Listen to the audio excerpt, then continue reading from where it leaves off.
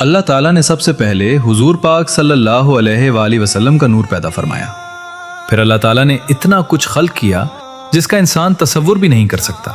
یہ جنت، یہ دوزخ، یہ زمین و آسمان، یہ چاند ستارے، یہ سورج اور کئی موسموں کے نظارے، یہ چرند پرند اور دریا اور سمندر سارے، انسان و جن، جانور بھی، جنگل بھی اور پہاڑ بھی سارے، کیا کچھ نہیں پیدا کیا اللہ تعالیٰ نے. اور پھر اپنے محبوب کو زمین پر بھیجا. پتہ ہے کیوں؟ چونکہ اللہ تعالیٰ چاہتے ہیں کہ کائنات کی ہر چیز ان کے محبوب رسول پر درود پاک پڑھے اور یہ دیکھ سکے کہ خود کائنات کا مالک بھی اپنے محبوب پر درود پڑھتا ہے. یہ شان ہے ہمارے پیارے نبی صلی اللہ علیہ وآلہ وسلم کی، جن کو اس مبارک ماہ میں ہم پر نازل کیا گیا. اور حسن مصطفیٰ کے تو کیا ہی کہنے.